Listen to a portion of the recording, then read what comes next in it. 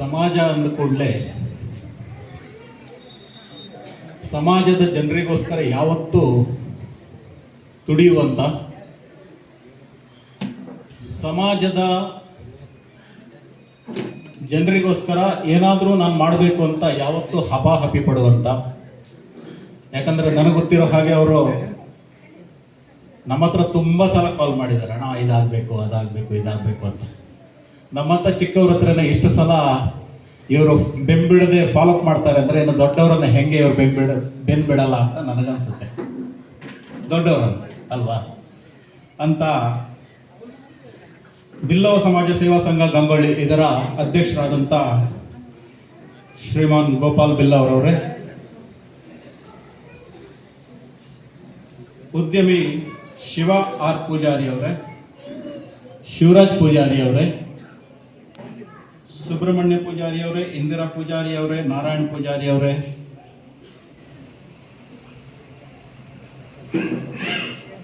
ಕೃಷ್ಣ ಪೂಜಾರಿ ಅವರೇ, ಹಾಗೂ ನಮ್ಮ ಫ್ರೆಂಡ್ ಶಶಿಕಾಂತ್ ಗಂಗೊಳ್ಳಿ ಅವರಿದ್ದಾರೆ, ಅಣ್ಣಪ್ಪ, ಶಂಕರಣ್ಣ. ದಯವಿಟ್ಟು ಬೇಜಾರು ಮಾಡ್ಕೊಬಿಡಿ, ಕೆಲವ್ರ ಹೆಸರು ಗೊತ್ತಿಲ್ಲ. ಹಾಗೂ ಈ ಒಂದು ಕಾರ್ಯಕ್ರಮಕ್ಕೆ ಆಗಮಿಸಿರುವಂಥ ನನ್ನೆಲ್ಲ ಸಮಾಜ ಬಂಧುಗಳೇ, ಮಿತ್ರರೇ, ಸಹೋದರ ಸಹೋದರಿಯರೇ, ತಮಗೆಲ್ಲರಿಗೂ ಮೊದಲನೇದಾಗಿ 171 ವರ್ಷದ ಬ್ರಹ್ಮಶ್ರೀ ನಾರಾಯಣ ಗುರುಗಳ ಜಯಂತಿಯ ಹಾರ್ದಿಕ ಶುಭಾಶಯವನ್ನು ಕೋರ್ತಾ ಇದ್ದೇನೆ. 171 ವರ್ಷ ಅಂದರೆ ಸುಮಾರು 3 ಜನರೇಷನ್. ಒಬ್ಬ ಮನುಷ್ಯ 80 ವರ್ಷ ಬದುಕ್ತಾನೆ ಅಂತ ಅಂದ್ಕೊಂಡ್ರೆ 3 ಜನರೇಷನ್, 3 ಪೀಳಿಗೆಗಳು. ನಾವೆಲ್ಲ ಇವತ್ತು ನಾಳೆ ಸತ್ತೋದ್ರೆ ಯಾರು ನೆನ್ಪಿಟ್ಕೊತಾರೋ ಇಲ್ಲವೋ ಗೊತ್ತಿಲ್ಲ. ಒಂದಿನ ಅಳುತ್ತಾರೆ, ಒಂದು ವಾರ ಸ್ವಲ್ಪ ಬೇಜಾರಿರುತ್ತೆ, 1 ತಿಂಗಳು ಇನ್ನೊಂಚೂರು ನೋವಿರುತ್ತೆ, ಆನಂತರ ಎಲ್ಲ ಮರ್ತೋಗ್ಬಿಡ್ತಾರೆ. ಆದರೆ 171 ವರ್ಷ ಆಗಿ ಕೂಡ ಇವತ್ತು ನಾವು ಅವರನ್ನ ಪದೇ ಪದೇ ಸ್ಮರಣೆ ಮಾಡ್ತಿದ್ದೀವಿ, ಪೂಜೆ ಮಾಡ್ತಾ ಇದ್ದೀವಿ. ಅವರಿಗೋಸ್ಕರ ನಾವು ಇಷ್ಟೆಲ್ಲ ಜಾಥಾವನ್ನ ಮಾಡ್ತಿದ್ದೀವಿ, ಕಾರ್ಯಕ್ರಮಗಳನ್ನು ಮಾಡ್ತಿದ್ದೀವಿ ಅಂತ ಹೇಳಿದ್ರೆ ಅವರು ನಮ್ಮ ಸಮಾಜಕ್ಕೆ ಎಷ್ಟೊಂದು ಕೊಡುಗೆಗಳನ್ನು ಕೊಟ್ಟಿರಬೇಡ ಅಲ್ವಾ? ಒಪ್ತೀರಾ? 171 ವರ್ಷ ಆದರೂ ಕೂಡ ನಾವು ಅವರನ್ನ ಪೂಜ್ಯ ಮನೋಭಾವನೆಯಿಂದ ನೋಡ್ತಿದ್ದೀವಿ, ಅವರನ್ನ ಆಚರಿಸ್ತಾ ಇದ್ದೀವಿ, ಸೆಲೆಬ್ರೇಟ್ ಮಾಡ್ತಾ ಇದ್ದೀವಿ, ಅವರನ್ನ ಭಕ್ತಿ ಮಾಡ್ತಿದ್ದೀವಿ ಅಂತ ಹೇಳಿದ್ರೆ ಅವರು ನಮಗೆ ಕೊಟ್ಟಿರುವಂಥ ಒಂದು ತಂದಿರುವಂಥ ಸಮಾಜ ಸುಧಾರಣೆಗಳು, ನಮ್ಮ ಸಮಾಜದಲ್ಲಿ ತಂದಿರುವಂಥ ಸುಧಾರಣೆಗಳು ಎಷ್ಟಿರಬೇಡ. ಒಂದ್ಸಲ ನಾನು ಪ್ರವಾಸಕ್ಕೆ ಹೋಗಿದ್ದೆ. ನಾನು ಬಿಜೆಪಿಯಲ್ಲಿ ಇದ್ದಿದ್ದರಿಂದ ಬಿಜೆಪಿ ಇಬ್ಬರು ಹಿರಿಯ ನಾಯಕರು ನನ್ನ ಜೊತೆ ಇದ್ರು. ಒಬ್ಬರು ತುಂಬ ಹಿರಿಯರಿದ್ರು, ಇನ್ನೊಬ್ಬರು ಒಂದು ನಾಯಕರು. ನಾವು ಮೈಸೂರು ಪ್ರವಾಸ ಮುಗಿಸಿ, ಮೈಸೂರಿಂದ ಕೊಡಗುವಿಂದ ದಕ್ಷಿಣ ಕನ್ನಡ ಮುಗಿಸಿ ಉಡುಪಿಯಲ್ಲಿ ಬಂದಿದ್ವಿ.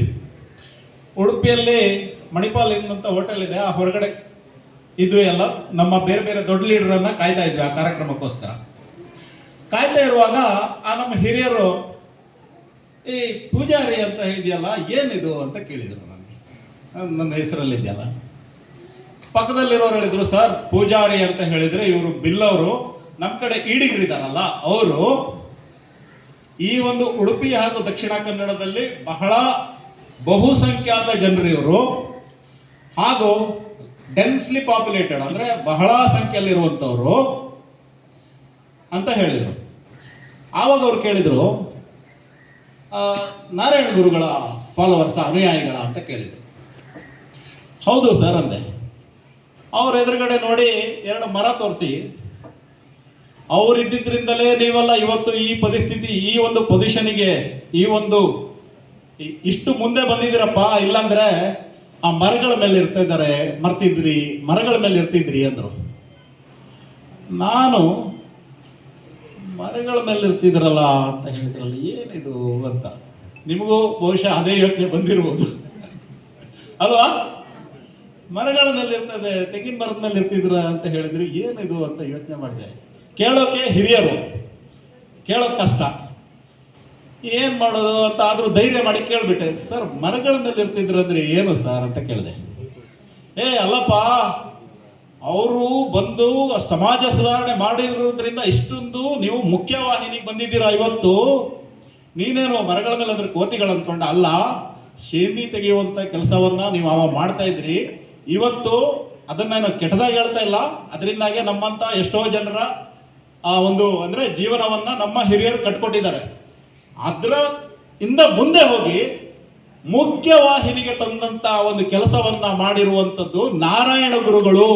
ಅವರಿಂದಾಗಿ ನೀವೆಲ್ಲ ಇವತ್ತು ಮುಖ್ಯವಾಹಿನಿಗೆ ಬಂದಿದ್ದೀರಪ್ಪ ಅಂತ ಹೇಳಿ. ನನ್ನ ಪ್ರಕಾರ ಇದು ಒಂದೇ ವಾಕ್ಯ ಸಾಕು. ನಾರಾಯಣ ಗುರುಗಳು ನಮ್ಮ ಸಮಾಜವನ್ನ ಸುಧಾರಣೆ ಮಾಡ್ಲಿಕ್ಕೋಸ್ಕರ ಎಂತ ಒಂದು ದೊಡ್ಡ ಕ್ರಾಂತಿಯನ್ನ ಮಾಡಿದ್ದಾರೆ ಅಂತ ಹೇಳೋದಕ್ಕೆ ಅದು ಒಂದೇ ವಾಕ್ಯ ಸಾಕು ಅಂತ ಅನ್ಸುತ್ತೆ. ಇನ್ನು ಗೋಪಾಲಣ್ಣ ಮೊನ್ನೆ ಏನಕ್ಕೋ ಫೋನ್ ಮಾಡಿದ್ರು. ನಾನು ಅದಾದ ನಂತರ ಒಂದು ವಾರ ಬಿಟ್ಟು ಅವ್ರಿಗೆ ಏನಕ್ಕೋ ಫೋನ್ ಮಾಡಿದೆ. ಅಣ್ಣ ಸಡನ್ ಆಗಿ ಏನೋ ನೆನಪಾಯ್ತು ಇವ್ರಿಗೆ ಅನ್ಸುತ್ತೆ. ಇವ್ರು ಫೋನ್ ಮಾಡಿ, ಇಲ್ಲ ನಮ್ದೊಂದು ಪ್ರೋಗ್ರಾಮ್ ಇದೆ, ನೀವು ಬಂದು ಮಾತಾಡಬೇಕು ಅಂದರು. ನಾನು ಆಯ್ತು ಅಂತ ಹೇಳಿದೆ. ನಾರಾಯಣ ಗುರುಗಳು ಒಂದು ಸಮ್ಮೇಳನದಲ್ಲಿ ಹೇಳ್ತಾರೆ, ದೊಡ್ಡ ಪ್ರಪಂಚದ ಎಲ್ಲ ಜ್ಞಾನಿಗಳನ್ನ ಕರೆಸಿ ಒಂದು ಸಮ್ಮೇಳನ ಮಾಡಿರ್ತಾರೆ. ಅದರಲ್ಲಿ ಅವ್ರು ಹೇಳ್ತಾರೆ, ನಾವಿಲ್ಲಿ ಸಮ್ಮೇಳನ ಮಾಡಿರುವಂಥದ್ದು ನನಗೇನು ಗೊತ್ತು ಅಂತ ತೋರ್ಸೋಕೆ, ನಿಮಗೇನು ಗೊತ್ತು ಅಂತ ತೋರ್ಸೋಕೆ, ಅಹಂಕಾರ ಪಡೋಕಲ್ಲ, to know and to be known ಅಂತಾರೆ. To know and to be known ಅಂದ್ರೆ ನನಗೇನು ಗೊತ್ತು ನಾನು ತಿಳಿಸೇಳ್ತೀನಿ, ನಿಮಗೇನು ಗೊತ್ತು ನಮಗೆ ತಿಳಿಸಿ ಹೇಳಿ, ಒಟ್ಟಿಗೆ ಕಲಿತು ಮುಂದೋಗೋಣ ಅಂತ ಹೇಳ್ತಾರೆ. ಸೊ ಈ ಒಂದು ಕಾರ್ಯಕ್ರಮದಲ್ಲಿ ನಿಮ್ಮಿಂದ ಏನು ನಾನು ಕಲಿಬೇಕಾಗಿತ್ತು ಅದನ್ನು ನಾನು ಕಲ್ತಿದ್ದೀನಿ. ನನಗೇನು ಗೊತ್ತು ಅದನ್ನು ಸ್ವಲ್ಪ ನಿಮ್ಮ ಒಂದು ಸಮಾಜ ಬಾಂಧವನಾಗಿ, ನಿಮ್ಮ ಮನೆ ಮಗನಾಗಿ ಒಂದೆರಡು ಮಾತನ್ನು ಹೇಳ್ತೀನಿ. ನಾನೇನು ಕಲಿತೆ ಅಂತ ಹೇಳಿದ್ರೆ, ಒಂದು ಕಾರ್ಯಕ್ರಮವನ್ನು ನೀವೆಲ್ಲ ಸೇರಿ, ಗೋಪಾಲಣ್ಣ ಹಾಗೂ ಯುವ ಮೋರ್ಚಾ ಅಂದರೆ ಯುವ ಸಂಘ, ಮಹಿಳಾ ಸಂಘ ಹಾಗೂ ಅವರೆಲ್ಲ ಪದಾಧಿಕಾರಿಗಳು ಘಟಕದಲ್ಲಿದ್ದವರು ಎಲ್ಲರೂ ಸೇರಿ ಒಂದು ಕಾರ್ಯಕ್ರಮವನ್ನು ಎಷ್ಟು ನೀಟಾಗಿ ಮಾಡ್ಬೋದು ಅಂತ, ಅಚ್ಚುಕಟ್ಟಾಗಿ ಮಾಡ್ಬೋದು ಅಂತ ನೀವು ತೋರಿಸ್ಕೊಟ್ಟಿದ್ದೀರಿ. ಇದು ನಾನು ಅತಿಶಯೋಕ್ತಿ ಹೇಳ್ತಾ ಇಲ್ಲ. ನಾನು ಮತ್ತೆ ನಮ್ಮ ಕಸಿನ್ ರಾಘವ್ ಎಲ್ಲ ಇದ್ದಾರೆ, ಅವ್ರ ಹತ್ರ ಕೇಳಿಬೇಕಾದ್ರೆ ನಾವಲ್ಲೂ ಮಾತಾಡ್ಕೊಂಡು ಬರ್ತಾ ಇದ್ವಿ. ಎಷ್ಟು ಅಚ್ಚುಕಟ್ಟಾಗಿ ಮಾಡಿದ್ರು, ಅಲ್ಲಿಂದ ಎಷ್ಟು ಶಿಸ್ತಾಗಿ ಬಂದರು. ಆ ನಂತರ ಎಲ್ಲರೂ ಸಹಕಾರ ಮಾಡ್ತಾ ಇದ್ರು. ಇಲ್ಲಿ ಕೂಡ ಏನೋ ಒಂದು ಚೂರು ತೊಂದರೆ ಆಗದೆ ಒಳಗಡೆ ಬಂದ್ವಿ. ಅಷ್ಟು ಅಚ್ಚುಕಟ್ಟಾಗಿ ಮಾಡಿದ್ರು. ಏನು ನನ್ನಿಂದ ಏನು ಗೊತ್ತು ಅಂತ ಹೇಳಿದ್ರೆ, ನಾನು ಸ್ವಲ್ಪ ಇವ್ರು ಹೇಳಿದ್ರಿಂದಾಗಿ ಒಂದಿಷ್ಟು ಕಲ್ತ್ಕೊಂಡು ಸ್ಟಡಿ ಮಾಡ್ಕೊಂಡು ಬಂದಿದ್ದೀನಿ. ನಾರಾಯಣ ಗುರುಗಳು ಕೇರಳದಲ್ಲಿ ಹುಟ್ಟಿದ್ರು. ಅವರ ತಂದೆ ಮದನ್ ಆಶಾನ್, ತಾಯಿ ಕುಟ್ಟಿಯಮ್ಮ. ಅವರು ಚಂಪಾಂಜತಿಯಲ್ಲಿ ಹುಟ್ಟಿದ್ರು. ಅವ್ರ ತಂದೆ ಮದನ್ ಆಶಾನ್ ವೈದ್ಯರಾಗಿದ್ರು. ಇದನ್ನ ನೆನ್ಪಿಟ್ಕೊಳ್ಳಿ, ಅವರ ತಂದೆ ವೈದ್ಯರಾಗಿದ್ರು ಆವಾಗಿನ ಕಾಲದಲ್ಲಿ. ಆಯ್ತಾ? ಯಾಕಂದ್ರೆ ಮುಂದೆ ಇದು ಬರುತ್ತೆ. ಆನಂತರ ಅವರು ಸಮಾಜ ಸುಧಾರಣೆಗಳನ್ನು ತಂದರು. ಒಂದೇ ಜಾತಿ, ಒಂದೇ ಮತ, ಒಂದೇ ದೇವರು ಅಂತ ಹೇಳಿದರು. ಇದೆಲ್ಲ ನಾವು ಗೂಗಲ್ ಮಾಡಿದ್ರು ಸಿಗತ್ತೆ ಅಲ್ವಾ? ಇಲ್ಲಿ ತುಂಬ ಎಜುಕೇಟೆಡ್ ಹುಡುಗರು ಹುಡುಗಿರೆಲ್ಲ ಇದ್ದೀರಾ, ನೀವು ಎಲ್ಲರಿಗೂ ಗೊತ್ತು. ಗೂಗಲ್ ಮಾಡಿದರೆ ಸಿಗುತ್ತೆ, ಯೂಟ್ಯೂಬ್ ಮಾಡಿದರೆ ಸಿಗುತ್ತೆ. ಅದನ್ನೆಲ್ಲ ನಾನು ಹೇಳಕ್ ಹೋಗಲ್ಲ. ಯಾಕಂದರೆ ನಿಮ್ಮ ಕೈಯಲ್ಲೇ ಇದಿದೆ, ಸ್ಮಾರ್ಟ್ಫೋನ್ ಇದೆ. ನೀವೆಲ್ಲ ಗೂಗಲ್ ಮಾಡಿದರೆ ನಾರಾಯಣ ಗುರು ಅಂತ ಹಾಕಿದರೆ, ಯಾರಿಗೆ ಗೊತ್ತಿಲ್ಲ ಅಂತ ಹೇಳಿದ್ರೆ ಇವತ್ತು ನೋಡಿ ಮನೆಗೆ ಹೋಗಿ, ನಾರಾಯಣ ಗುರು ಅಷ್ಟೊಂದು ಕೊಡುಗೆ ನಮ್ಗೆ ಕೊಟ್ಟಿದ್ದಾರೆ. ನಾನಿವತ್ತು ನಿಮ್ಮೆದುರು ಮಾತಾಡ್ತಿದ್ದೀನಿ ಅಂದರೆ ನಾರಾಯಣ ಗುರುಗಳು ಮಾಡಿರುವ ಸುಧಾರಣೆಗಳ ಕಾರಣ. ಆಯ್ತಾ? ನೀವೆಲ್ಲ ಇವತ್ತು ಇಲ್ಲಿ ಬಂದು ಕೂತ್ಕೊಂಡಿದ್ದೀರ ಅಂತ ಹೇಳಿದ್ರೆ ನಾರಾಯಣ ಗುರುಗಳು ಮಾಡಿರುವಂಥ ಸುಧಾರಣೆಗಳ ಕಾರಣ. ಆಯ್ತಾ? ಸೊ ನಿಮಗೆ ಏನು ಅಂತ ಗೊತ್ತಿಲ್ಲ ಅಂದ್ರೆ, ಗೊತ್ತಿರುತ್ತೆ ಎಲ್ರಿಗೂ. ಗೊತ್ತಿಲ್ಲ ಅಂತ ಹೇಳಿದ್ರೆ ಗೂಗಲ್ ಮಾಡಿ, ಯೂಟ್ಯೂಬ್ ಮಾಡಿ ಯೂಟ್ಯೂಬಲ್ಲಿ ನೋಡಿ. ಅದನ್ನು ನಾನು ನಿಮಗೆ ಹೇಳಲಿಕ್ಕೆ ಹೋಗಲ್ಲ. ಅವರ ವಿಚಾರಗಳನ್ನು ಮಾತ್ರ ಹೇಳಲಿಕ್ಕೆ ಹೋಗ್ತೀವಿ. ವಿಚಾರಗಳು, ಆ ವಿಚಾರಗಳನ್ನು ನಾವು ಅಳವಡಿಸ್ಕೊಂಡ್ರೆ ನಮ್ಮ ಜೀವನದಲ್ಲಿ ಎಲ್ಲಿಗೆ ಬೇಕಾದರೂ ಹೋಗ್ಬೋದು. ನಾವು ಅಂದರೆ ಕೇವಲ ಬಿಲ್ಲವ ಸಮಾಜ ಅಷ್ಟೇ ಅಲ್ಲ, ಇಡೀ ಸಮಾಜ ಅಷ್ಟೇ ಅಲ್ಲ, ಯಾವ ಸಮಾಜ ಕೂಡ ಅದನ್ನು ಅಳವಡಿಸ್ಕೊಂಡ್ರೆ ಎಲ್ಲಿಗೆ ಬೇಕಾದರೂ ಹೋಗ್ಬೋದು. ಯಾಕಂದರೆ ಅವರು ಆವಾಗ 171 ವರ್ಷದ ಹಿಂದೆ ಮಾಡಿರೋ ಯೋಚನೆಗಳು ಇವತ್ತು ಕೂಡ ಪ್ರಸ್ತುತ, ಮುಂದೂ ಕೂಡ ಪ್ರಸ್ತುತ. ಅಷ್ಟು ಚೆನ್ನಾಗಿ ಮಾಡಿದ್ದಾರೆ. ಅವ್ರು ಹೇಳ್ತಾರೆ, ವಿದ್ಯೆಯಿಂದ ಸ್ವತಂತ್ರರಾಗಿ, ಸಂಘಟನೆಯಿಂದ ಬಲ